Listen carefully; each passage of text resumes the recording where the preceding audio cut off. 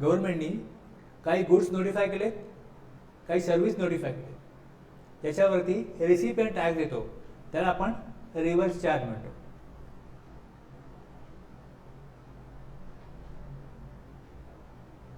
Rate notification वेगळं असतं.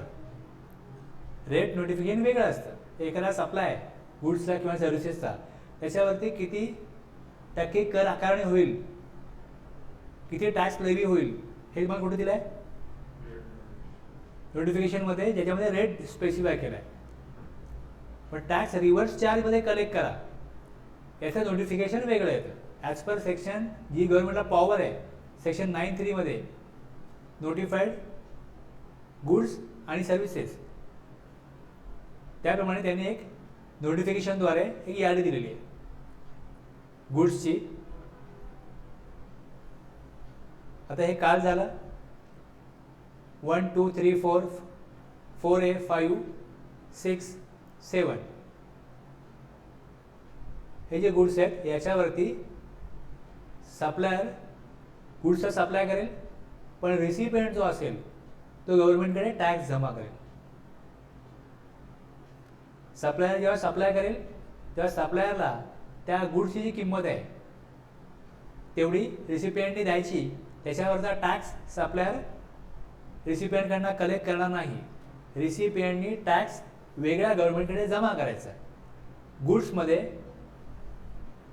काही एंट्रीज आहेत, या नोटिफिकेशन पण एकच आलेलं नाही, नोटिफिकेशन 3 आल्या आणि 3 नोटिफिकेशनमधनं 1 2 3 4 नंतर मग 4A ॲड केला, ज्यामध्ये सप्लाय कसला आहे बघ. Supply of goods, cashew nuts, bidi wrapper leaves, tobacco, silk yarn, हे गुड्स आहेत. हे गुड्स सप्लायर ऑफ गुड्सचा कोण आहे? ॲग्रिकल्चरिस्ट. सिल्क यार्नचा एनी पर्सन. टॅक्स गव्हर्नमेंटला कोण देईल? जो रजिस्टर्ड पर्सन आहे तोच देईल. पण ते गुड्स कोणाकडनं घेतलेत? गुड्स कुठले आहेत? Raw cotton. कोणाकडनं घेतलं? ॲग्रिकल्चरिस्ट. सप्लाय ऑफ लॉटरी कोण काढतं? गव्हर्नमेंट, स्टेट की युनियन टेरिटरी और लोकल अथॉरिटी. लॉटरी डिस्ट्रीब्युटर जो आहे तो गव्हर्नमेंटला टॅक्स देईल. पुढे यूज व्हेकल्स, गव्हर्नमेंटकडे वापरलेले व्हेकल्स असतील किंवा सीज किंवा कन्फिस्केट जप्त केलेले गुड्स असतील, ओल्ड आणि यूज गुड्स असतील, वेस्ट स्क्रॅप, हे गव्हर्नमेंट विकेल. सप्लायर गव्हर्नमेंट आहे. कोणाला? जो कोण ते परचेस करेल तो रजिस्टर्ड पर्सन असेल तो टॅक्स पे करेल. या गुड्सच्या एंट्रीज काल बघितलेल्या आहेत. आज काय बघायचं? पुढे आणखीन एक एंट्रीज आहे, याबद्दल पण त्यामध्ये सांगितलंय. काल हे सगळं झालेलं आहे. आज आपल्याला बघायचं आहे RCM नोटिफाईड सर्व्हिसेस.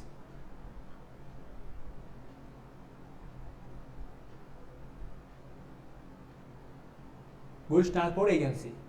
पहिली एंट्री काय? Goods transport agency. Services provided और agreed to be provided by goods transport agency. आता गुड्स ट्रान्सपोर्ट एजन्सी 2 रेटनी टॅक्स रेट 2 गव्हर्नमेंट नोटिफाय केले, एक 12% आणि दुसरा 5%. इथे काय दिलं आहे? रिव्हर्स चार्ज केव्हा ॲप्लिकेबल होईल? जर का who has not paid GTA at the rate of 6%. GTA goods transport agency जी आहे ती CGST 6% आणि AGST 6% असे एकूण 12% रेट होईल. इफेक्टिव्ह रेट 12% होतो. आपण हा CGST ॲक्टमध्ये दिलं आहे की जर का GTA 6% गव्हर्नमेंटला पे करत नसेल, म्हणजे CGST ॲक्टप्रमाणे, म्हणजे एकूण रेट 12% जर पे करत नसेल तर मग रिव्हर्स चार्ज होईल. आणि जर 6% पे करत असेल तर मग तो फॉरवर्ड चार्ज आहे. सप्लाय एकच आहे पण 2 रेट दिलेत. का असं केलं असेल? मी अगोदर पण हे बोललोय, आठवत आहे का? जे मोठे ट्रान्सपोर्टर आहेत, काही मोठ्या कंपनीज पण आहेत, त्यांच्याकडे मोठी कॉन्ट्रॅक्ट असतात, त्यांना ते 12% रेट लावून सर्व्हिस प्रोव्हाइड करतात. गुड्स ट्रान्सपोर्ट एजन्सी कशाकरता वापरलं? काय काम करतं की transportation of goods by road. Transportation of goods by road, एखादी मॅन्युफॅक्चरिंग एजन्सी आहे, मॅन्युफॅक्चरिंग करणारी फॅक्टरी आहे, कंपनी आहे, त्यांना रॉ मटेरियल किंवा फिनिश प्रॉडक्टसाठी आयदर ते स्वतःच्या व्हेकलनी प्रोडक्शन करतील, स्वतःच्या व्हेकलनी गुड्स ट्रान्सपोर्ट करतील, किंवा त्यांना मग भाड्याने गाडी घ्यायला लागेल. पण सगळ्याच कंपन्यांना काय तेवढा वापर नसेल गाड्यांचा, प्रोडक्शन होणार आहे. तर गाडी घ्यायची म्हटली तर गाडीवरती पण मग काय करायला लागेल, त्यांना तेवढा फंड्स अरेंज करायला लागेल गाडीसाठी पण. मग ड्रायव्हर, क्लीनर हे पण अरेंज करायला लागतील. मग त्यांच्याकडे ऑप्शन आहे की तुम्ही भाड्याने गाडी घ्या. जेव्हा रॉ मटेरियल मागवायचं आहे तेव्हा ते गुड्स ट्रान्सपोर्ट एजन्सीला कॉन्टॅक्ट करतील की आम्हाला रॉ मटेरियल मागवायचं आहे, स्पेसिफिक ठिकाणावर रॉ मटेरियल आणून द्या, चार्जेस आहेत ते दिले जातील. आता जर का GTAने 12% रेट चार्ज केला तर मग रिव्हर्स चार्ज येणार नाही. पण जर का गुड्स ट्रान्सपोर्ट एजन्सी अनरजिस्टर्ड असेल तर मग 5% रिव्हर्स चार्जमध्ये गव्हर्नमेंटला पे करायला लागतील. गुड्स ट्रान्सपोर्ट एजन्सी रजिस्टर असेल पण ते 12% टॅक्स गव्हर्नमेंटकडे जमा करत नसतील तरी त्यांना 5% रिव्हर्स चार्जमध्ये रेसिपिएंटला गव्हर्नमेंटला पे करायला लागते. ट्रान्सपोर्टरला रजिस्ट्रेशन घेण्याची गरज नसते. मग ते रजिस्ट्रेशन का घेत असतील?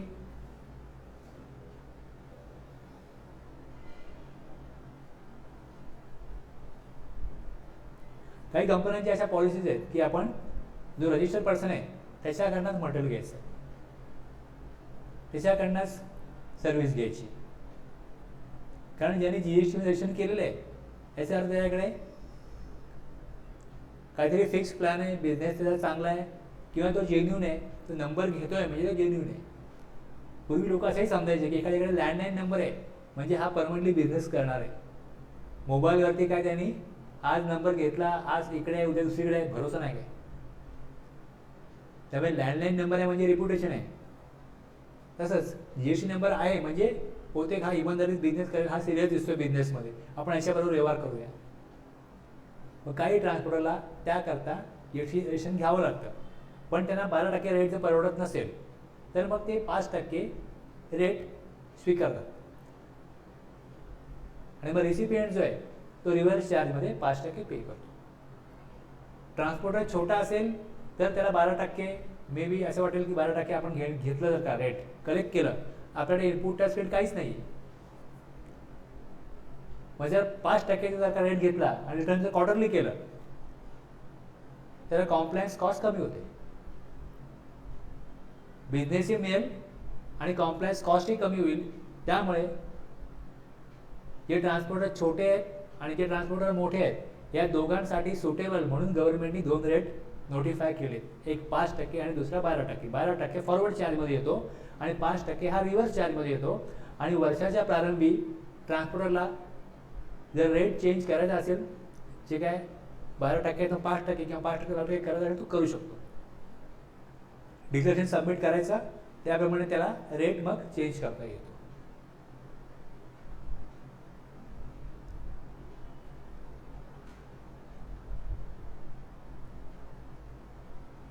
सप्लायर रजिस्टर जरी असेल पण तो 12% टॅक्स कलेक्ट करत नसेल तर रिसिपिएंटला रिव्हर्स चार्जमध्ये टॅक्स द्यावा लागेल. GTA मध्ये रिसिपिएंट कोण असेल? Any factory, society register under the society registration act 1860 or under any other law for the time being in force in any part of India.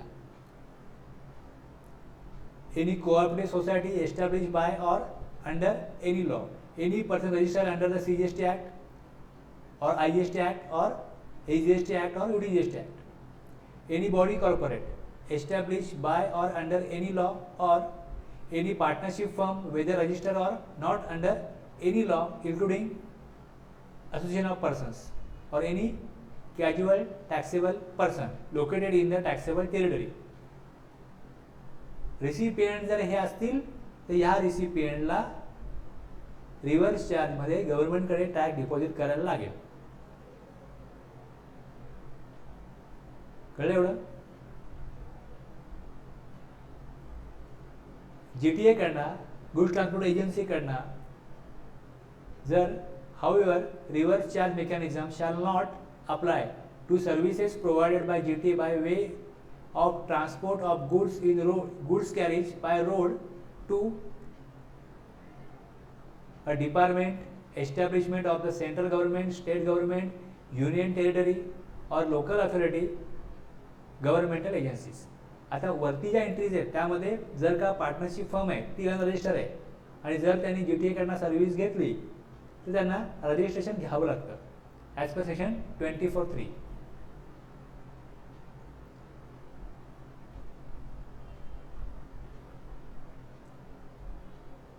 As per section 24(3) registration घ्यायला लागेल रिसिपिएंटला, recipient register नसेल तर. पण जर government department आहे तर government डिपार्टमेंटला यातनं बाहेर ठेवले. Department, establishment of the central government, state government, union territory, local authority, governmental agencies. जर गव्हर्नमेंटचे एखादं डिपार्टमेंट आहे त्यांच्याकडे रजिस्ट्रेशन असेल सेक्शन 51 प्रमाणे म्हणजे TDS डिडक्ट करण्यासाठी, पण ते कुठल्याही टॅक्सेबल्स अप्लाय करत नसतील तर त्यांच्यासाठी RCM मध्ये टॅक्स ते देणार नाहीत.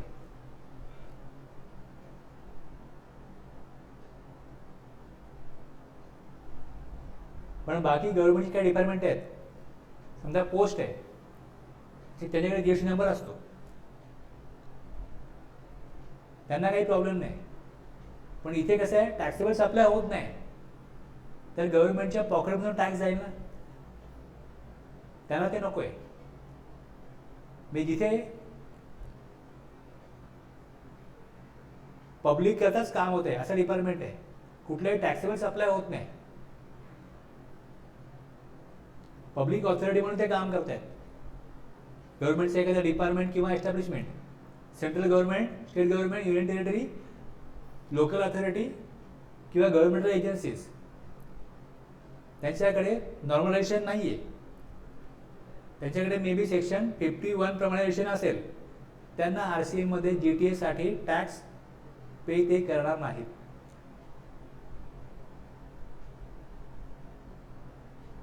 Not applicable, shall not apply. GTA service ज्या प्रोव्हाइड करेल त्याच्यावर RCM ॲप्लिकेबल होणार नाही.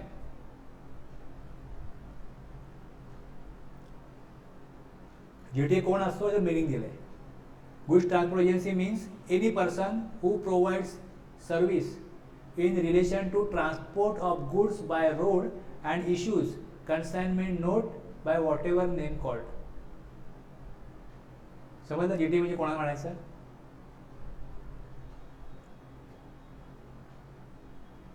कन्साइनमेंट नोट मध्ये काय असतं, एक डॉक्युमेंट असतं कन्साइनमेंट नोट म्हणजे, ज्यामध्ये कोणाचं मटेरियल आहे, कोणाला पाठवलं जाते, कुठनं पाठवत आहेत, कुठे पोचवायचं आहे, कुठल्या प्रकारचे गुड्स आहेत, गाडीचा नंबर वगैरे सगळी इन्फॉर्मेशन आहे, ही ज्या डॉक्युमेंटमध्ये असते त्याला काय म्हणतात, कन्साइनमेंट नोट. GST कोण भरणार आहे, कन्सायनर, कन्सायनी का GTA, हे त्यात दिलेलं असतं. Consignment note.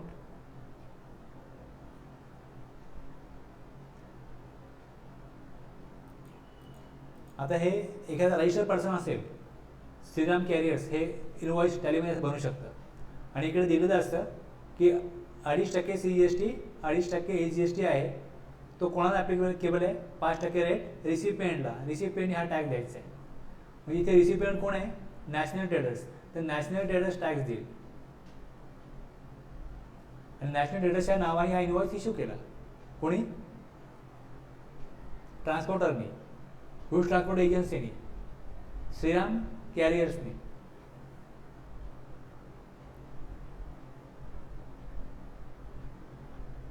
आता बघा काय काय ठिकाणी असं होतं, असे काही इनवॉइस येतात, मला सांगा हा इनवॉइस बरोबर आहे का चुकीचं आहे, हा इनवॉइस बरोबर आहे का चुकीचं आहे. ॲक्च्युली काल मी GTA सुरू केलं होतं आणि इथपर्यंत मी आलो होतो.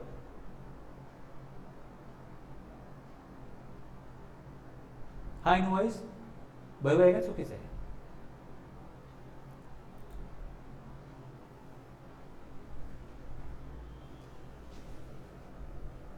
काय सांगाल?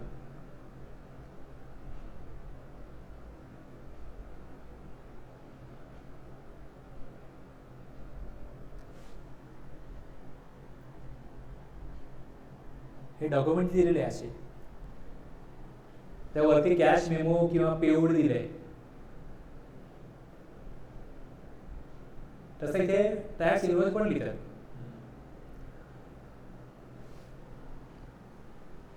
LR नंबर आहे दिसते इकडे, पुढे फ्रॉम टू, जी इन्फॉर्मेशन कन्साइनमेंट नोटमध्ये असते ती सगळी इथे दिसते ना, त्याप्रमाणे व्हॅल्यू. कन्सायनर कोण आहे समजतं ना इकडे.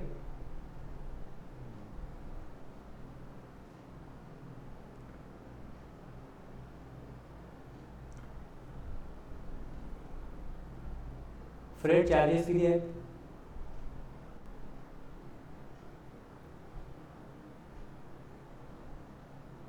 आणखीन काही चार्जेस दिले तिकडे, असं मिळून सब प्रोडक्टला किती अमाऊंट आली? 7,000. या 7,000 वरती त्यांनी जो 5% IGST लावला आहे तो राईट आहे या रॉंग आहे? या डॉक्युमेंटद्वारे ते हे सांगतायत की 7,350 पे करायचे. 7,350 योग्य आहे का? कसं आहे? 7,000 त्यांनी जे ट्रान्सपोर्टेशन केलं त्याचा चार्ज 7,000 आहे, ह्याच्यावरती 5% GST आहे, तो कोणी पे करायचं? रेसिपिएंटने पे करायचा ना. मग GTAने आपले 7,000 मागावे, विषय संपला. हां,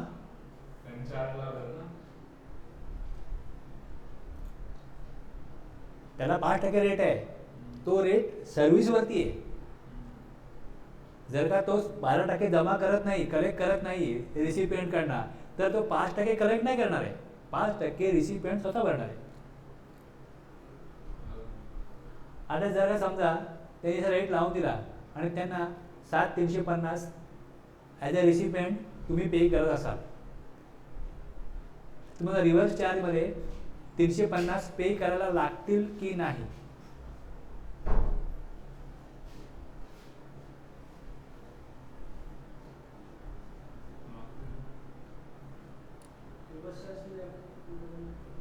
आणि जर का तुम्हाला जर कळलं की त्यांनी आपल्याला जरी 350 आपल्याकडनं कलेक्ट केले, आपण त्याला दिले, तरी आपल्याला ॲज पर प्रोव्हिजन रिव्हर्स चार्जमध्ये 5% द्यायला लागतील. मग 350 मी रिव्हर्स चार्जमध्ये दिले, तर 350 मी त्यालाही दिले आणि 350 रिव्हर्स चार्जमध्ये दिले, म्हणजे माझा रेट 10% झाला. आता हे 350 जे रिव्हर्स चार्जमध्ये दिलेत त्याचं मला क्रेडिट मिळणार आहे, कारण ते ॲज पर लॉ दिलेत. पण त्यांनी माझ्याकडनं 7,000वरती 350 कलेक्ट केलेत, ते लॉमध्ये बसत नाहीत. त्यामुळे त्यांनी कलेक्ट करणं चुकीचं आहे आणि त्याचं मी क्रेडिट घेणं पण चुकीचं होईल. मग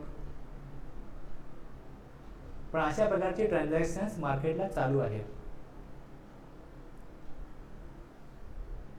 चालू आहे. असे इन्व्हॉइस माझ्याकडे काय येतात? माझ्याकडे एक क्लायंट आहे, तो त्याला बरंच सगळं मटेरियल त्याला ट्रान्सपोर्टर थ्रू जातं. मग त्याला जो ट्रान्सपोर्टर मिळतो तो घेऊन तो आपलं काम करतो. काही काही लोक बरोबर प्रॉपरली तेवढीच अमाऊंट घेतात जेवढी त्यांचं कन्सिडरेशन आहे. काही काही लोक वरती 5% ॲडिशन करू मागतात आणि ह्यांना काय लॉ माहिती नाही आहे, हे त्याला पेमेंट करतात. आणि रिव्हर्स चार्जमध्ये जे पेमेंट करायचं असतं ते पण ते पेमेंट करतात. आणि ह्यांना सांगितलं की त्याचं पेमेंट घेऊ नका, तरी ह्यांनी त्यांना सांगितलं, त्यांना काही समजत नाही.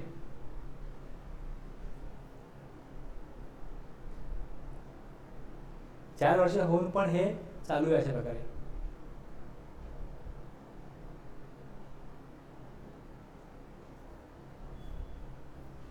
हे इन्व्हॉइस दाखवलं, असे इन्व्हॉइस बरेच आहेत माझ्याकडे.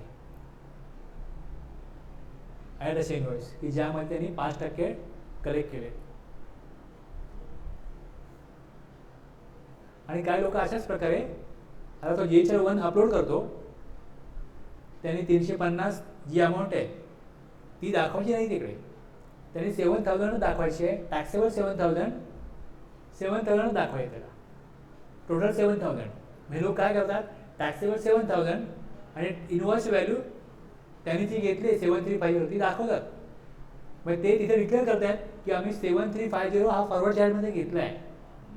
जर त्यांनी 5% रेट त्यांचा ऑप्ट केला असेल तर त्यांना फॉरवर्ड चार्जमध्ये 5% कलेक्ट करण्याचा अधिकार नाही ॲज पर लॉ. पण ते कलेक्टही करतात आणि पोर्टलला सांगतात पण आहेत की टॅक्सेबल व्हॅल्यू 7,350, टॅक्सेबल 7,000 हे सांगतायत.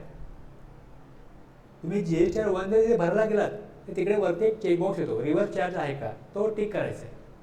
Taxable 7,000, invoice value 7,000. पुढे रेट दाखवेल, तो अमाऊंट दाखवेल, पण ती पे कोणाला करायची आहे, रिसिपिएंटला. जर इथे मी अमाऊंट टाकली ना टॅक्सेबल व्हॅल्यू, तर पुढे मग तो अमाऊंट दाखवतो, CGST आणि AGST जी व्हॅल्यू येईल ती. पण ते मला कलेक्ट करणं अपेक्षित नाही तिकडे. टॅक्स रेट प्रमाणे तो टॅक्स रिसिपिएंट जमा करणार आहे, पण सप्लायरला इनवॉइस दाखवायला लागेल. ते लोक इनवॉइस दाखवतात, ज्यांना माहिती आहे प्रॉपर ते बरोबर दाखवतात. अमाऊंट सेमच राहते, टॅक्सेबलही सेम आणि इनवॉइस व्हॅल्यू पण तेवढीच.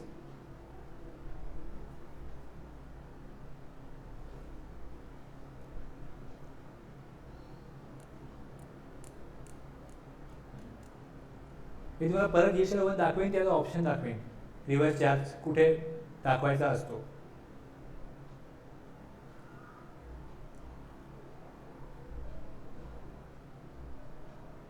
आता याच्यामध्ये IGST बघा 5% चालू आहे असं.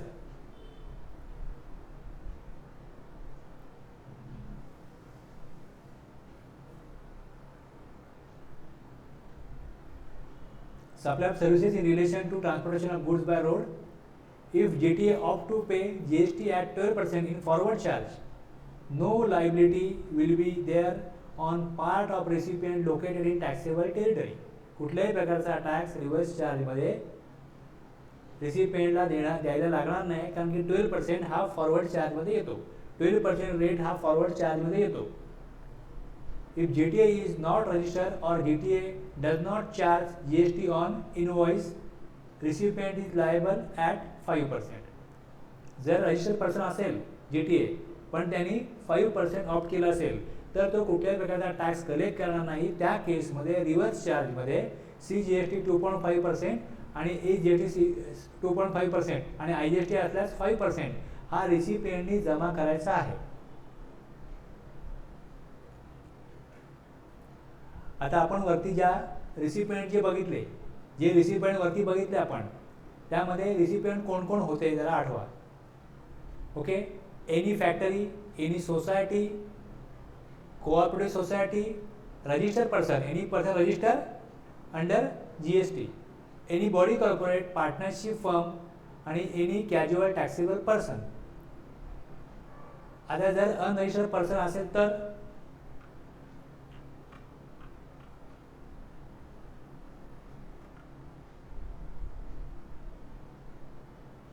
exemption is available for services provided by goods transport agency to an unregistered person, including an unregistered casual taxable person.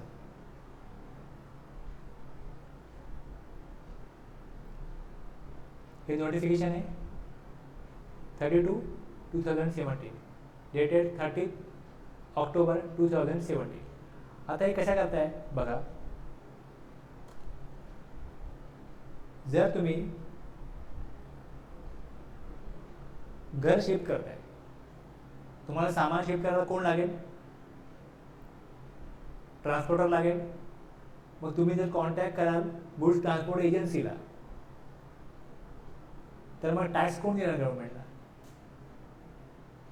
आणि ॲज पर सेक्शन 24(3) रिव्हर्स चार्जमध्ये टॅक्स द्यायचा आहे, मग अनरजिस्टर्ड पर्सनने रजिस्ट्रेशन घ्यायला पाहिजे,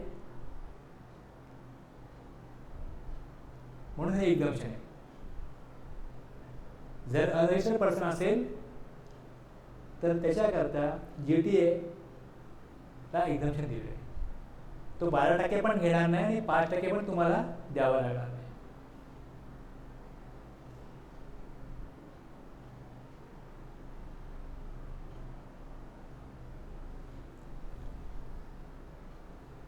आणखीन एक्झम्पशन एंट्री आहे.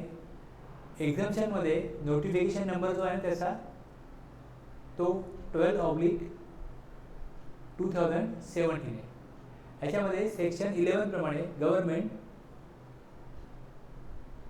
त्यांच्याकडे अधिकार आहे की नोटिफिकेशन काढू शकतं गव्हर्नमेंट की काही गुड्स आणि सर्व्हिसेस याच्यावरती टॅक्स घेतला जाणार नाही, म्हणजे ते टॅक्स फ्री असतील, करमुक्त असतील. Services provided by goods transport agency to un unregistered person, ही एंट्री नंबर 21A. ही अगोदर नव्हती एंट्री, मी तुम्हाला वरती सांगितलं नाही, हे पहिल्यापासून नव्हतं. हे नोटिफिकेशन पहिल्यांदा आलं ते 1 जुलैच्या अगोदर आलं आणि नंतर मग 13 ऑक्टोबरला हे नोटिफिकेशन काढलं. अनरजिस्टर्ड पर्सनला जर सप्लाय केला तर एक्झम्पशन आहे, पण ते अनरजिस्टर्ड पर्सन कोण असले पाहिजेत, ते या factory, society, cooperative society, body corporate, partnership firm, casual taxable person हे नसले पाहिजेत. हे जर असतील तर ह्यांना रजिस्ट्रेशन घ्यायला लागेल. वरती 7 आहेत, खाली 6 आहेत. 7वा कुठला होता? Registered person. तो रजिस्टर्ड पर्सनच आहे ना, त्याचा काही प्रॉब्लेम नाही. पण हे जर का फॅक्टरी रजिस्टर्ड अंडर और गवर्न बाय फॅक्टरीज ऍक्ट आहे, सोसायटी रजिस्टर आहे, कोऑपरेटिव्ह सोसायटी एस्टॅब्लिश बाय और अंडर एनी लॉ आहे, बॉडी कॉर्पोरेट आहे, पार्टनरशिप फर्म आहे, तर ॲज पर सेक्शन 24(3) ते अनरजिस्टर्ड असतील त्यांना रजिस्ट्रेशन घ्यावं लागेल. त्यामुळे एक्झम्पशन यांच्याकरता नाही आहे. पॉईंट टू बी नोटेड, यांच्याकरता एक्झम्पशन नाही आहे. हे सोडून कोण येतं? असा एखादा पर्सन जो आपलं घर शिफ्ट करतोय तो येतो, हे येणार नाही.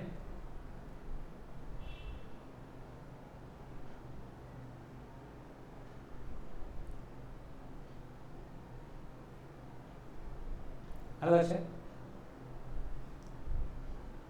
ही एंट्री नंतर ऍड झाली म्हणून एंट्री नंबर 21A आहे. आता लक्षात घ्या, GTA सर्व्हिस आहे, 2 रेट आहेत, एक 12%.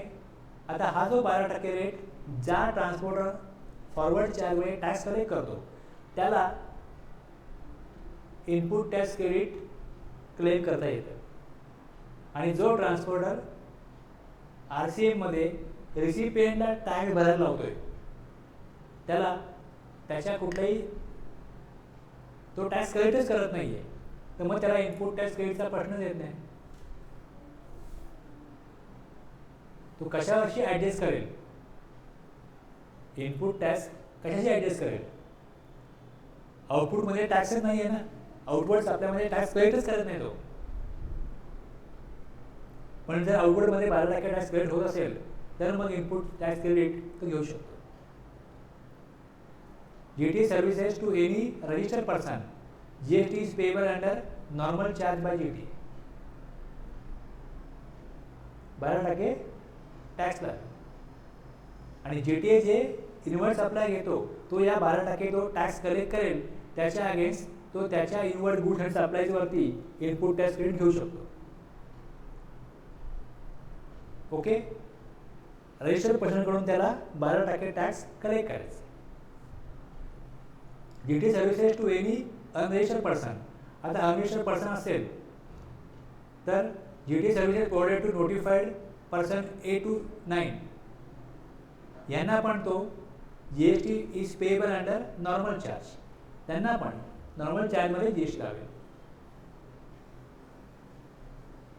आणि अनरजिस्टर्ड पर्सनला काय आहे? एक्झम्पशन. जे A2G मध्ये नाही आहेत त्यांना काय? एक्झम्पशन. क्लिअर आहे एवढं? आणि जर 5% लेवी असते तर RCM is applicable and recipient who pays the freight is liable to pay GST. हे कळलं आपल्याला? एंट्रीमध्ये काय दिलं आहे? सप्लायर कोण आहे? गुड्स ट्रान्सपोर्ट एजन्सी, गुड्स ट्रान्सपोर्टची सर्व्हिस आहे, तर सप्लायर कोण आहे? GT आहे. आणि रिसिपिएंट कोण आहे? A2G. हे दिले ना तिकडे. मग जर RCM ॲप्लिकेबल आहे, A2G मध्ये कोण असतील त्यांना RCM ॲप्लिकेबल होईल. ते रजिस्टर आहेत, अनरजिस्टर आहेत, त्यांना रजिस्ट्रेशन घ्यायला लागेल आणि टॅक्स द्यायला लागेल 5%.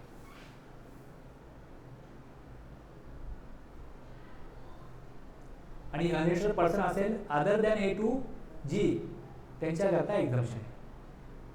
रेट 12% असो किंवा 5% असो. कशा प्रकारे टॅक्स कलेक्शन होईल, कोण टॅक्स जमा करेल गव्हर्नमेंटकडे, क्लिअर होत आहे की नाही? ही इन्फॉर्मेशन वेगळ्या प्रकारे प्रेझेंट केली. Registered GTA provided services to other than specified recipient exempt. Unregistered GTA provided services to.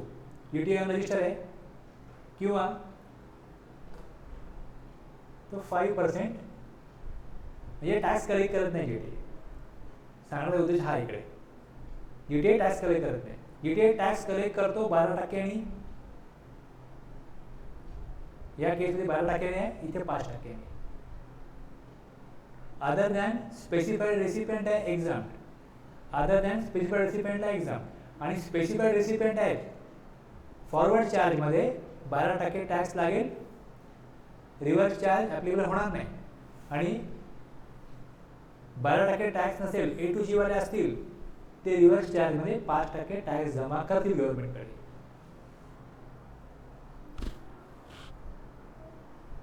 आता जे रजिस्टर ज्यांना A2G मध्ये आहेत त्यांना काही एक्झम्पशन आहे का? त्यांना काही एक्झम्पशन आहे का? येस, त्यांना पण एक्झम्पशन आहे. बेस्ड ऑन गुड्स आणि बेस्ड ऑन ट्रान्सपोर्टेशन चार्जेस त्यांना पण एक्झम्पशन आहे. इथपर्यंत क्लिअर झालं ना? आता मी आणखी गुंतागुंतीमध्ये जातोय.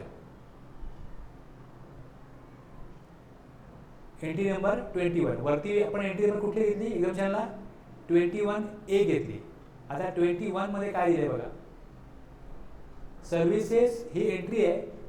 नोटिफिकेशन 12/2017 मध्ये ही एंट्री नंबर 21 आहे. यात दिलं services provided by a goods transport agency by way of transporting goods carriage of agricultural produce. मी वरती काय सांगितलं? Based on goods. Based on goods म्हणजे जर काही ह्या गुड्सचा सप्लाय होत असेल तर मग GST ॲप्लिकेबल होणार नाही.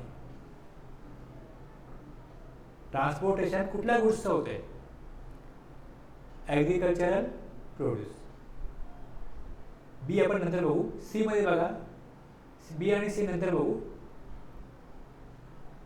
ए नंतर आणखी काही गुड दिलेत. Milk, salt and food grain including flour, pulses and rice, organic manure, newspaper और magazine registered with the register of newspapers, relief material meant for victims of natural or man-made disasters. पूर आलाय, दंगल झाली, त्याकरता relief material घेऊन चालले. Calamities, accidents और मिसशिप. Okay. Man-made disaster म्हणजे काय? बॉम्बस्फोट किंवा दंगल झाले असेल त्याकरता रिलीफ मटेरियल घेऊन जायचं आहे. डिफेन्स और मिलिटरी इक्विपमेंट हे वेगवेगळे गुड्स आहेत ना, आणि वेगवेगळ्या आता इथे प्रत्येक परिस्थिती म्हणजे या परिस्थितीत गुड्स घेऊन जात असतील. गुड्स कुठले असो, परिस्थिती अशा प्रकारची. आणि बी आणि सी मी सोडले, इथे काय अमाऊंट दिले, काही अमाऊंट दिली ह्या दोन एंट्रीमध्ये. आता ह्याप्रमाणे ज्या काय A to H एंट्रीज आहेत त्यामध्ये आपण दोन कॅटेगरीत पाडू शकतो. बेस्ड ऑन गुड्स आणि based on transportation charges.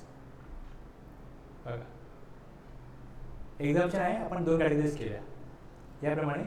Agricultural produce, milk, salt and food grain including flour, pulses and rice, organic manure, newspaper और magazine, relief materials meant for victims of natural or man-made disasters, calamities, accidents or mischief, or defense or military equipment.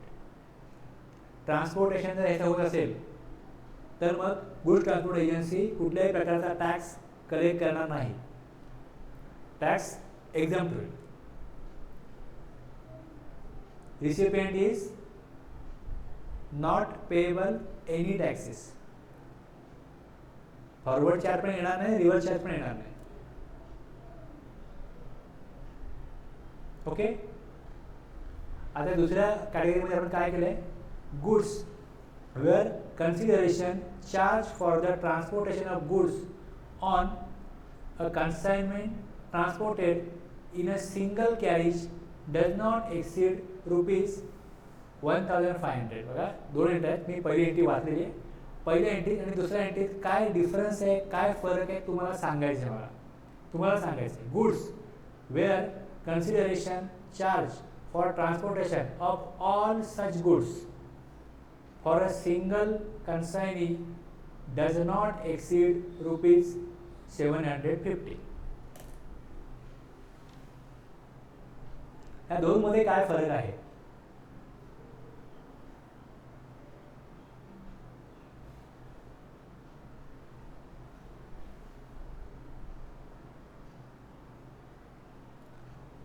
Single कॅरीजचा अर्थ काय होतो बघा, पहिला ए मध्ये single carriage आहे आणि बी मध्ये फॉर अ सिंगल कन्साइनी आहे. हे 2 वेगवेगळ्या शब्दामुळे अर्थ बदलतोय.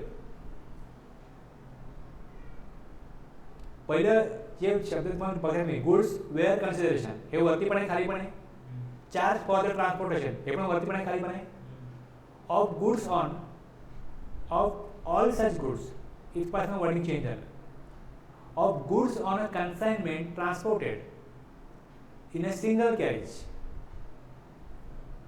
does not exceed 1,500. तुम्ही स्वतंत्र गाडी केलेली आहे, त्यात जे सामान जात आहे त्याचा चार्ज ₹1,500 असेल तर मग त्याच्यावर GST येणार नाही. छोट्या व्यापाऱ्यांना रिलीफ देण्यासाठी केलेली ही तरतूद आहे. सिंगल कॅरेज, छोटा टेम्पो वगैरे असेल त्यांना पाठवत असतील, ₹1,500 भाडं लागत असेल तर एक्झाम्पशन आहे. दुसरं, goods where consideration charge for transportation of all such goods for a single consignee. आता इथे सिंगल कॅरेज नाही आहे, सिंगल कॅरेज नाही आहे. मोठी गाडी असेल त्या मोठ्या गाडीमध्ये all such goods for a single consignee, single consignee आहे. वेगवेगळे लोक आहेत, त्यांचे गुड्स एकाच मोठ्या गाडीनं पाठवतात. त्याचं भाडं 750 पेक्षा नॉट एक्सीड 750 पर्यंत भाडं असेल तर एक्झम्पशन आहे. तर तुमचं सामान जर तुम्ही समजा काही गुड्स मागवले असतील आणि मी ट्रान्सपोर्टर असेल तर मी तुम्हाला जे डॉक्युमेंट देईन त्यात कमी लिहून देणार आहे की तुमचं सामान हे सिंगल कॅरेजमध्ये आलं आहे का, त्या एका कॅरेजमध्ये मी वेगवेगळ्या लोकांचं सामान आणलं आहे. याच तुम्हाला एक व्हेकल नंबर मिळेल कन्साइनमेंट नोटमध्ये आणि तुमचं जे मटेरियल आहे त्याची माहिती मिळेल. तुम्हाला डॉक्युमेंट जे दिलं जाईल त्याचप्रमाणे दिलं जाईल ना. आता कन्साइनमेंट नोट जी म्हणते त्यामध्ये एकूण सामान किती आहे हे अपेक्षित आहे. जर 4, 5, 10 लाख रुपयाचे सामान असेल तर मग तिकडे समजा आता मुंबईहून गोव्याला सामान चाललंय, एका व्यक्तीचं सामान नाही आहे, बऱ्याच लोकांचं सामान आहे.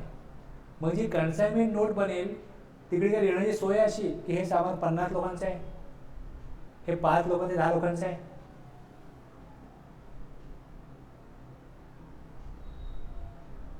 कसं करणार कन्साइनमेंट नोटमध्ये, म्हणजे 5 लोकांचं नाव ॲड्रेस देऊन ते 4-5 डॉक्युमेंट बनवतील ना.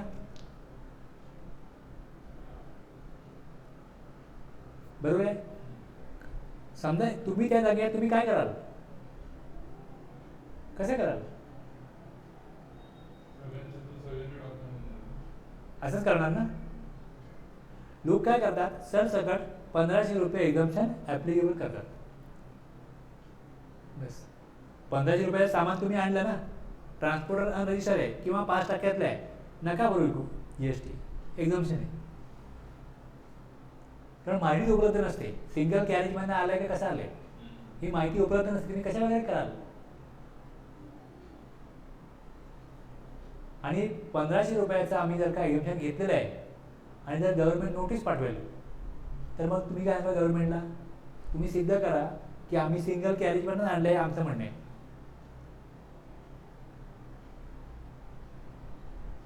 असे 1500 रुपयाची आम्ही महिन्यात ना 15,000 सामान घेतलं, वर्षाला 18,000 20,000 काय 1,80,000 सामान घेतलं. ओके, 20,000 तुमचे महिन्याचे होतील, तर 1,80,000 2,40,000 वर्षाचे होतील. असे 1500 रुपये करून किंवा अशी व्यवस्था केली जाईल की तुम्ही इनवॉइस द्याल ना 1500 द्यायचा, मटेरियल जे काही येईल तुम्ही स्पीड करून 1500 इनवॉइस द्या. यांना टॅक्स चोरी करायची ना, वेगवेगळ्या आयडिया मिळतात. ती आता भाडं लावायचं नाही, आज लावा 1500, उद्या लावा 1500, 2 बिलं द्या 1500-1500ची. जे काही तुम्ही कंसाइनमेंट नोट द्याल ते आम्हाला 2-2 द्या, अशा 1500-1500ची. हे फार छोट्या प्रमाणात आहे, ही चिंदी चोरगिरी. गव्हर्नमेंट लक्ष देत नाही अशा गोष्टींकडे. यांच्या लाखामध्ये आहे, ते म्हणतात भरून टाका, आपल्याकडे नंबर आहे ना GSTचा, 1,00,000 रुपये दिले ट्रान्सपोर्टरला, 5,000 भरा, क्रेडिट घ्या, संपला विषय. त्यामुळे ह्यांनी दिले 2 प्रकारचे, 1500 आणि 750. ह्याला फार काय विशेष अर्थाचं मला वाटत नाही. मी बऱ्याच लोकांना विचारलं तुम्ही काय करता, म्हणाले आम्ही 1500 घेतो. 1500 रुपये आम्ही जे RCA मध्ये एंट्री करायची आहे, अप टू 1500 आम्ही RCA मध्ये एंट्री करत नाही, त्याला एक्झम्पशन दाखवतो, सिंगल कॅरेजमधनं घेतलं असं आम्ही समजून, आमच्याकडे माहिती पण नसते, आम्ही ते रेकॉर्ड करतो. ही प्रॅक्टिस चालू आहे मार्केटला. मी काय लोकांना विचारलं, त्यांनी असं सांगितलं. इव्हन यूट्यूबमध्ये काय व्हिडिओ पण आहेत, त्याने पण सांगितलं युट्यूबरने असं की तुम्ही 1500 रुपयाला बिंदास क्लेम करा, काही नाही, काय अडचण होणार नाही. मग 750 आणि 750 काय करायचं.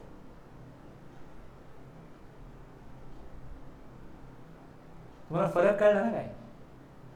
एकत्रितपणे जर सामान येतं आहे आणि जर का मला 750 पे करायचे त्यांना तर एक्झम्पशन आहे, 1000 पे केले तर मला टॅक्सेबल आहे. पण सिंगल कॅरेजमधनं आलंय 1500 पर्यंत तर माझं एक्झम्पशन आहे.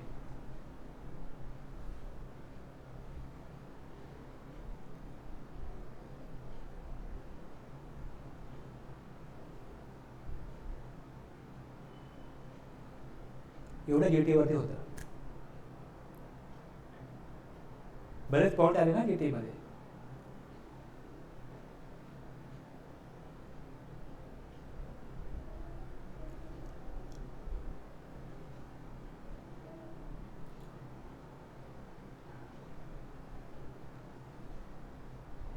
आता याची टॅलीमध्ये एंट्री करायला गेलो तर कशी होईल.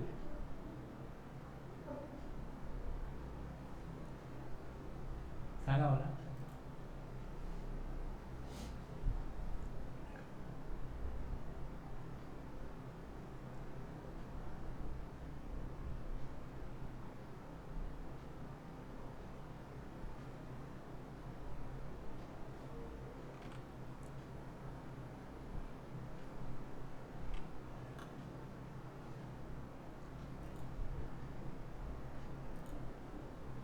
काय कराल बघा, जर का फॉरवर्ड चार्जचा इनवॉइस येतो, इनवॉइस रेकॉर्ड होतो, फॉरवर्ड चार्जमध्ये इनवॉइस रेकॉर्ड होतो. इनवॉइसमध्ये समजा 10,000 व्हॅल्यू आहे आणि 12% रेटप्रमाणे CGST किती येईल 600, AGST किती येईल 600, 11,200 इनवॉइस रेकॉर्ड होईल.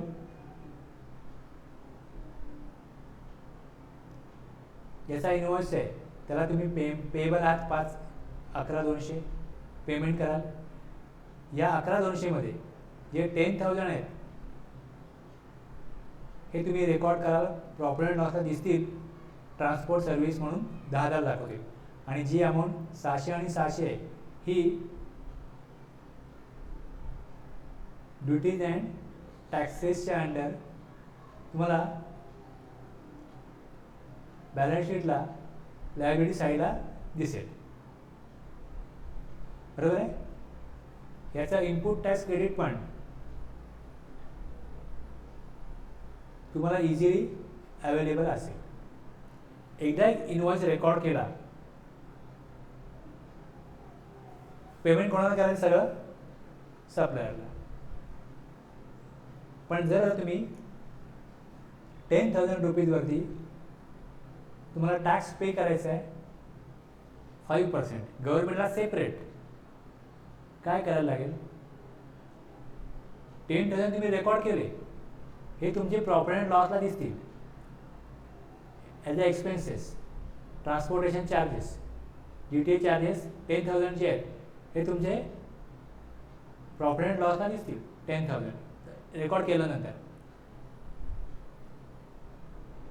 जो टॅक्स आहे म्हणजे टॅक्स म्हणजे तुम्हाला जी लायबिलिटी आहे CGST 2.5% म्हणजे 600 रुपये आणि SGST पण 600 रुपये हे तुम्हाला सेपरेट रेकॉर्ड करायला लागेल. म्हणजे तुम्ही पहिले 10,000ची एक एंट्री कराल एक्सपेन्सची, त्यामुळे तुम्हाला लायबिलिटीची एंट्री करायला लागेल. आता जर का तुम्हाला लायबिलिटी तुम्ही एंट्री केली तर याचं पेमेंट गव्हर्नमेंटला करायला लागेल. म्हणजे पेमेंटच्या तुमच्या 2 एंट्र्या होतील. पेमेंटच्या एक एंट्री कोणाला होईल? ट्रान्सपोर्टरला, GTAला 10,000 आणि टॅक्सची गव्हर्नमेंटला.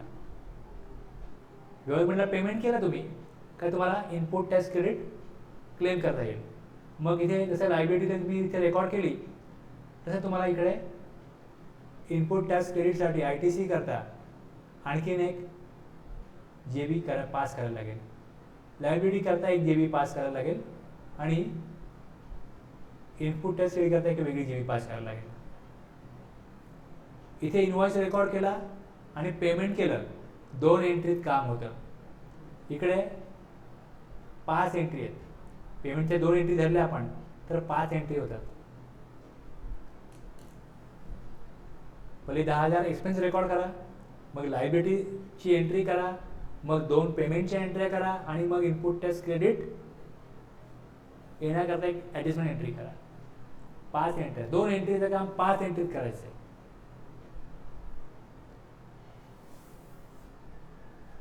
इथे तुम्ही जर का सॉफ्टवेअरमध्ये यूज टू असाल तर हे कराल, तुम्हाला तेवढं वापरण्याची सवय असेल तर हे कराल, तर हे करता येईल.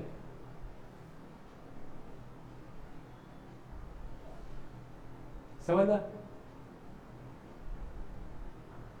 दोन्ही प्रोसिजरमध्ये काय सोपं वाटतं आणि काय त्रासदायक वाटतं किंवा स्टेप जे आहेत तुमच्या लक्षामध्ये आल्या की नाही आल्या? आता कसं करायचं हे समजून बघूया आपण. तुम्ही कुठे समजा जायला निघाला असाल, समजा तुम्हाला 2 व्हीलरनी कुठे जायचं आहे किंवा चालत कुठे जायचं आहे, तर तुम्ही पहिले काय विचार करता? कुठे जायचं तुम्हाला माहिती आहे ना? ST स्टँड, रेल्वे स्टेशन, मग रस्ते कुठले कुठले आहेत? तुम्ही घरातनं निघाल, पुढे जाऊन मला लेफ्ट टर्न घ्यायचा आहे, राईट टर्न घ्यायचा आहे. एक तुम्ही एक काहीतरी तुमच्या माइंडमध्ये काहीतरी माइंड मॅप बनवता ना, तसं पहिल्यांदा मी काय केलं तुमच्यासमोर मांडलं की बघा आता फॉरवर्ड चार्जमध्ये तुम्हाला सोपं होतं आणि रिव्हर्स चार्जमध्ये तुम्हाला डिफिकल्ट नाही आहे, पण स्टेप्स वाढल्यात.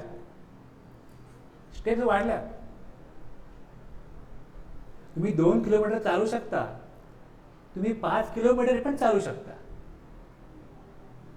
प्रॉब्लेम तो नाही आहे. तुम्हाला फक्त रस्ता माहिती पाहिजे, स्टेप माहिती तुम्ही करू शकता. तुम्ही कम्पेअर कराल, अरे हे 2 किलोमीटर चालणं चांगलं आहे, नको 5 किलोमीटर, मग तुम्हाला बोरिंग वाटेल ते, मग तुम्हाला नकोसं वाटेल. पण तुम्ही ॲक्सेप्ट केलं, काम आहे आपलं 2 किलोमीटर 2 किलोमीटर 5 किलोमीटर 5 किलोमीटर. पोस्टमनचं काम कसं असतं? लेटर जिकडे दिलं आहे तिकडे धरतो देतो. पोस्ट ऑफिसच्या जवळ पण असेल, पोस्ट ऑफिसच्या लांब पण असेल. मग जर का तुम्हाला एंट्री करण्याचं काम तुम्हाला करायचं आहे मग 2 एंट्री येऊ या 5 एंट्री येऊ, तुम्हाला एंट्रीज करायचं. तुम्ही त्याच कामासाठी तुम्हाला अपॉइंट केले गेले ना.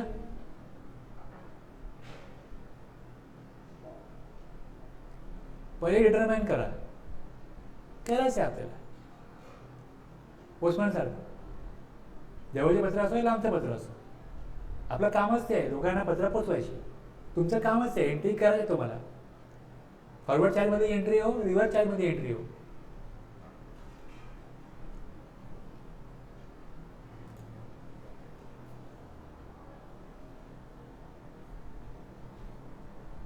चालू करतोय मी टॅली, दाखवतो तुम्हाला. तुम्ही एकदा मेंटली प्रिपरेशन केलं इझिली करू शकता.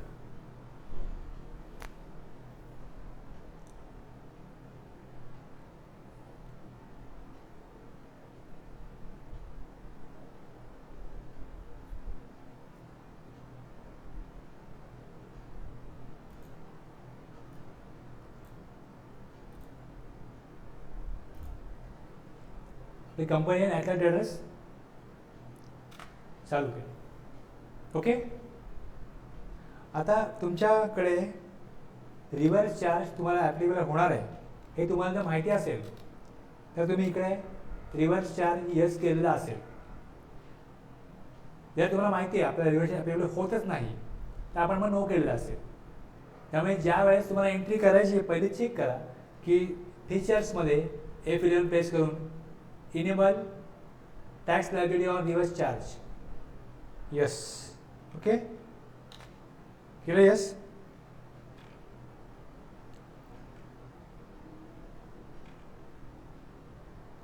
इथे बघा खाली अल्ट जे दिसेल तुम्हाला.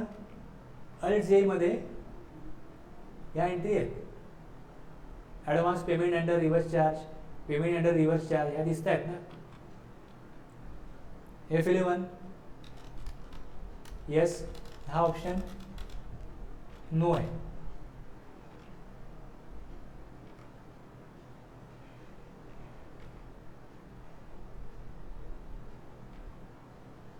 आता मी एकदा इनेबल केला होता. ह्या जर इथे एंट्री दिसत नसतील तर इनेबल करण्याची गरज आहे. तर मी यस केलं ना.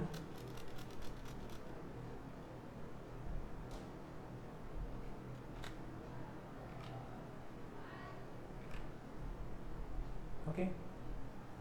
जर आल्या तर तिथे इनेबल करण्याची गरज आहे. येत नसतील ते इनेबल केलं पाहिजे.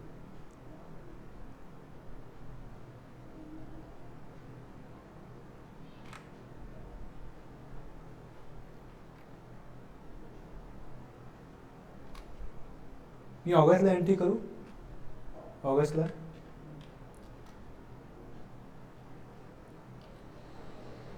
F2 करतो. F2 करून मी 1 ऑगस्ट टाकतो इकडे. 1 ऑगस्ट.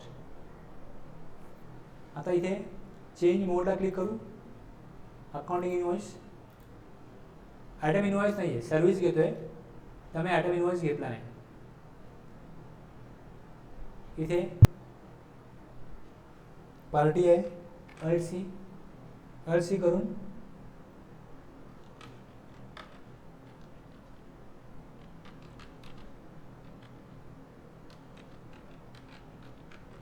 एक नाव दिलं.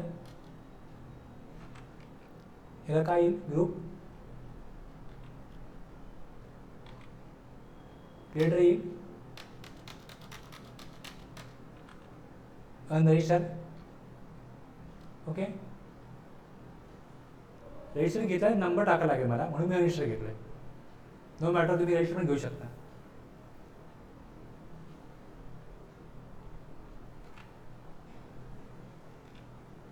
ह्याच्याकडनं सर्व्हिस कुठली घेतली.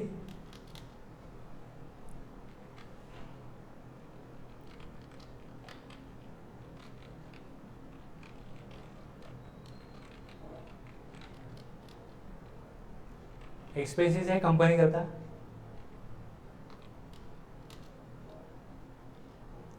ॲप्लिकेबल आहे GST येस.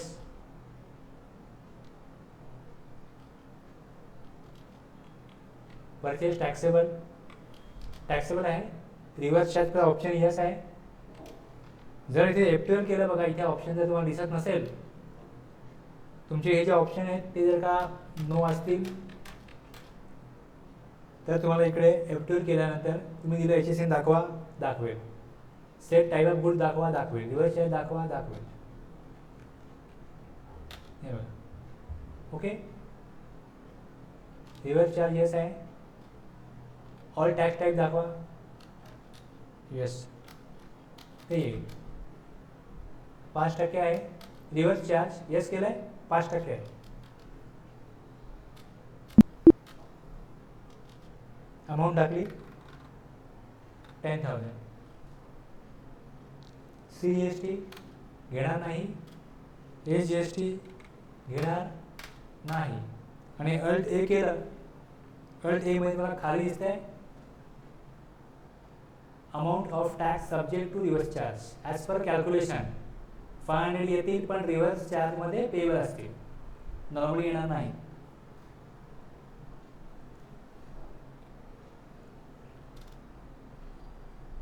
न्यू रेफरन्स तुम्ही इकडे काही देऊ शकता. Okay,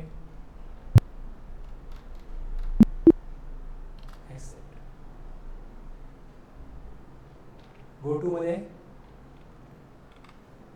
GST report, GST 3B कुठला महिना घेतला तुम्ही?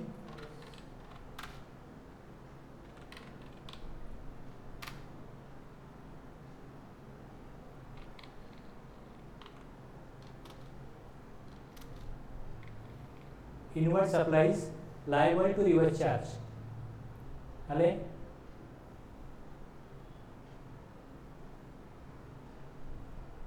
डी मध्ये येणार. डी मध्ये काय येतं असं, इथे 3.1 मध्ये काय येतं? Outward supplies and inward supplies liable to reverse charge. म्हणजे इथे अमाऊंट गव्हर्नमेंटला जमा करायची आहे. 3.1 मध्ये ही डी मध्ये अमाऊंट वरती गेली, जी गव्हर्नमेंटला जमा करायची आहे. तुम्ही इनवर्ड सप्लाय घेतला ज्यावर रिसिपेंटला टॅक्स द्यायचा आहे, आणि इथे आउटवर्ड सप्लाय केला आहे, यातनं टॅक्स कलेक्ट केला आहे, तो पण गव्हर्नमेंटला द्यायचा आहे. जे भरायचं आहे, जे द्यायचं आहे गव्हर्नमेंटला, ते इथे दिलेलं आहे. आता ह्याचं क्रेडिट पण खाली दिसेल मला, इलिजिबल क्रेडिट दिसतं इकडे. ह्याचं क्रेडिट मिळेल, पण ह्याचं पेमेंट होणं गरजेचं आहे. पेमेंट होणं गरजेचं आहे. इथे खाली बघा तुम्हाला एक वेगळा कॉलम दिला आहे, हा टॅलीमध्ये असणार आहे, कारण इथे सेटिंग आहे. 500 रुपये देणं आहे हे दिसतं, ह्या इन्व्हॉइसवरती 500 रुपये देणं हे दिसतं. बॅलन्स लायबिलिटी दिसते आहे तिकडे. Liability ITC booked, liability book केलेली नाही, लायबिलिटी बुक करणं गरजेचं आहे.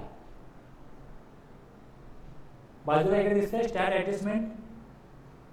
तुम्ही इथनं पण एंट्री करू शकता, आणि तुम्ही जसं नॉर्मल गेटवे टेलिमधून एंट्री करता तशी पण एंट्री करू शकता. तुम्हाला जे सुटेबल वाटेल त्याप्रमाणे तुम्ही एंट्री करू शकता. Tax adjustment, increase of tax liability option इथनं ऑटोमॅटिक चूज झाला. GST type of duty tax कुठला आहे? GST. Increase of tax liability आणि additional details purchase under reverse charge. अरे एंटर केलं.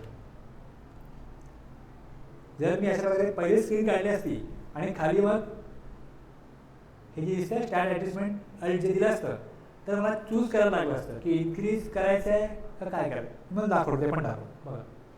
हे सोपं नाही ना, सोपं इथनं जातं. पण जर का मी गेटवे ऑफ टॅलीमध्ये असेल, वाउचर्स, मला डेट टाकायला लागेल. मी डेट समजा घेतली 31/8. महिन्याच्या एंडला जेवढे आपले सप्लाय झाले, जेवढा टॅक्स भरायचा आहे, तेवढी आपण एकच एंट्री 31 ऑगस्टला करू शकतो, सगळ्या इन्व्हॉइसची मिळून. मी F7 केला. ओके, आता बघा अल्ट जे प्रेस करणार मी, मला GST दाखवणार. मग पुढे मला चूज करायला लागेल, चूज करायला लागेल काय करायचं आहे. लायबिलिटी रेकॉर्ड करायची, इन्क्रीज ऑफ टॅक्स लायबिलिटी. मला लायबिलिटी रेकॉर्ड करायची आहे ना, मग इन्क्रीज ऑफ टॅक्स लायबिलिटी. का, कशासाठी? Purchase under reverse charge. बस हे तिकडनं आपला वेळ जात नाही, विचार करायला लागत नाही, डायरेक्टली मिळतं. त्यामुळे दुसरा जो ऑप्शन आहे तो जास्त सुटेबल आहे. तुम्ही डिस्प्लेमध्ये जा, GST रिपोर्टमध्ये जा, ऑगस्टचं रिटर्न काढा, त्यात बघा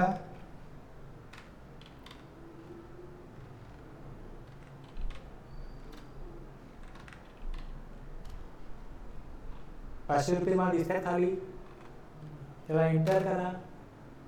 अल्ट जे बाजूला दिसतंय त्यात ॲडजस्टमेंट प्रेस करा.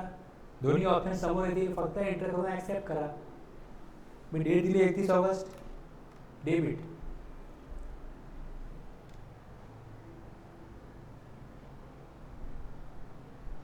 आता लायबिलिटी आहे, लायबिलिटी कुठे यायला पाहिजे? क्रेडिट यायला पाहिजे. पण ज्या वेळेस तुम्ही काहीतरी देता तेव्हा तुम्हाला घेणारा एक हात पाहिजे, काही तुम्हाला द्यायचं आहे, तुम्हाला घेणारा एक हात पाहिजे. मग इथे एक तुम्हाला लेजर बनवायला लागेल, टेम्पररी टॅक्स ऑन RCM. एक लेजर बनवलं, टॅक्स ऑन RCM. याला ग्रुप तुम्ही काही द्या, नंतर यात काय राहणार नाही, नंतर यात काय राहणार नाही. मी याला ग्रुप दिला current asset. Current asset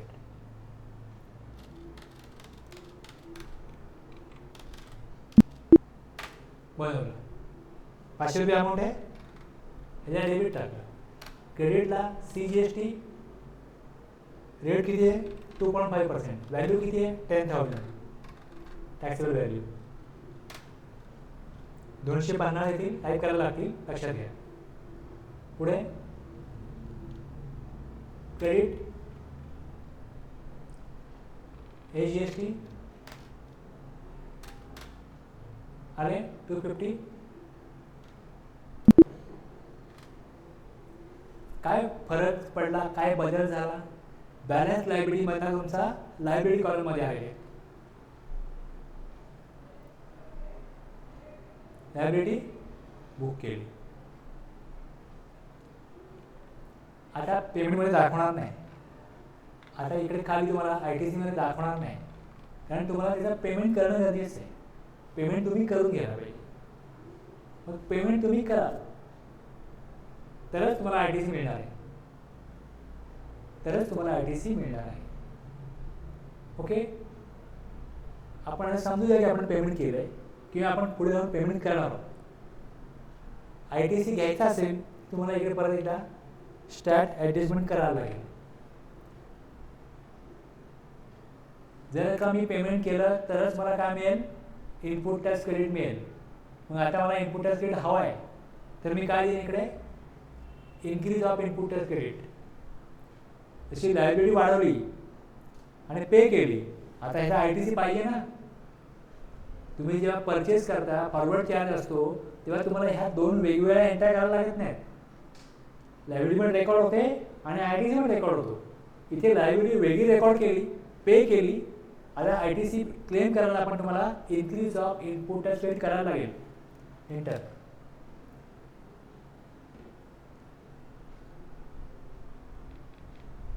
purchase under reverse charge.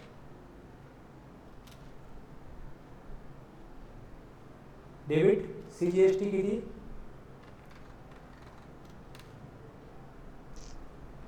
Rate 2.5%. Taxable value किती आहे? 10,000.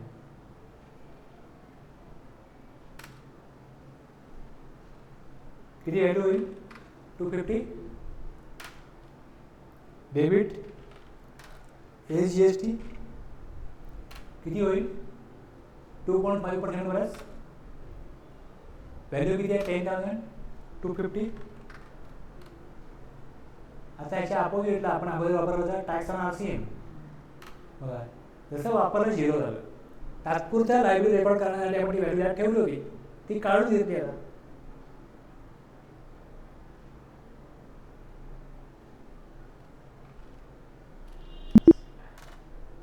आता खाली बघा, आलं इथे तिसऱ्या कॉलममध्ये आलं, तिसऱ्या रो मध्ये आलं.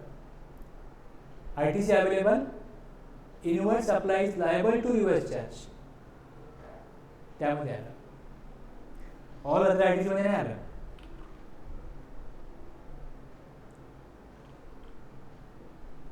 याची तुम्हाला सवय करायला लागेल, हॅबिच्युअल व्हायला लागेल तुम्हाला, मग इझी वाटेल. 2 किलोमीटर चालण्याची सवय आहे तर ओके वाटतं. 5 किलोमीटर चालण्याची सवय झाली, कामाचा भाग आहे, तर पोस्टमन चालतो ना, चालेल.